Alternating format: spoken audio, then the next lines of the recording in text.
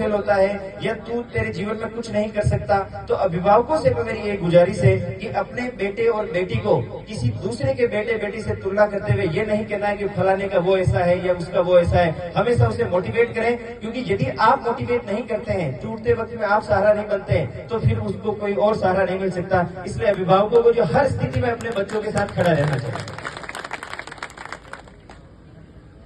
इसके अलावा जो मेरी जो सफर थी, तो कक्षा 5 तक की पढ़ाई मैंने अपने गांव से की, फिर कक्षा 10 तक की पढ़ाई ज्ञानगढ़ के सरकारी स्कूल में की। और जैसा मैंने पहले बताया कि मैं कक्षा 10 में पढ़ाई के स्तर पर बहुत अच्छा नहीं था, फेल हो गया था, तो जो प्रिंसिपल साहब थे उन्होंने मुझे फिर से एडमिशन देने से मना कर दिया, क्योंकि मैं बहुत लेट हो चुका था। और मेरा भी ये था कि ओपन में फार्म भर देंगे, जिससे 10वीं ओपन से कर लेंगे, 12वीं ओपन से कर लेंगे, जिससे लाइसेंस बन जाएगा, और पापा दुकान करते ही है तो जो है वो काम धंधा कर लेंगे। यानी अपने यहाँ क्या होता है, जैसे मैंने पढ़ाया भी, मैंने देखा है कि 8वीं और 10वीं के स्टेज पे बहुत सारे बच्चे गुजरात, बेंगलोर, अहमदाबाद, बंगाल की लाड़ियों पे, आइसक्रीम की लाड़ियों पे, अपनी दुकानों पे, अपने काम धंधों में चले जाते हैं। और जब एक बार पैसे का चस्का लग जाता है, मोबाइल हाथ में आ जाता है, अच्छी जो है ड्रेसें खरीद के ले आते हैं वहां से, और फिर वो सारा माहौल बनता है, तो पढ़ाई के प्रति उनका अटैचमेंट वैसा नहीं रहता।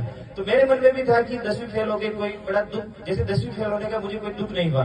दुख मुझे तब हुआ जब प्रिंसिपल साहब ने मुझे वापस एडमिशन देने से मना कर दिया, क्योंकि उनको लगा कि हो सकता है कि ये बच्चा फिर से फेल हो जाए और जो स्कूल का रिजल्ट खराब रहे। और एक बात ये भी थी कि मैं थोड़ा लेट पहुंचा था, जैसे एडमिशन जुलाई में होते हैं, तो मैं अगस्त में गया था वापस एडमिशन लेने। तो जब एडमिशन देने से मना कर दिया, तो मेरा भी मानस था कि अब नहीं पढ़ते हैं, दुकान कर लेंगे, पापा दुकान करते हैं, वो कर लेंगे।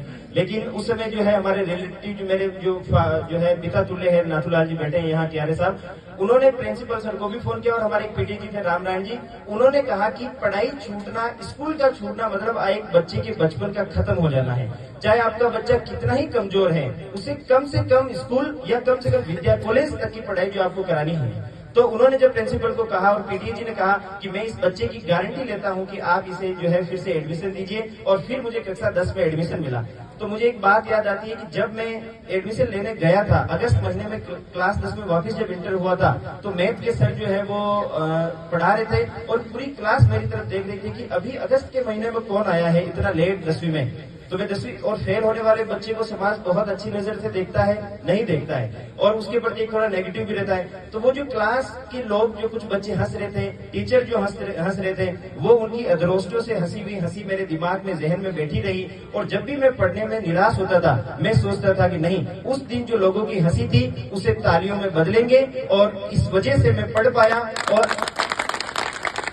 कक्षा 12 तक आते आते मैं बहुत जो है एवरेज विद्यार्थी बन चुका था। उसके बाद मैंने कक्षा 12 के बाद, देखो क्या होता है, सहयोग से हमारे गांव में एक प्राइमरी टीचर सेलेक्ट होके आते हैं, महावीर जी, जो बीएसटीसी लगते हैं। उन्होंने कहा कि 12वीं के बाद बीएसटीसी कर लो और इससे आपको नौकरी मिल जाएगी।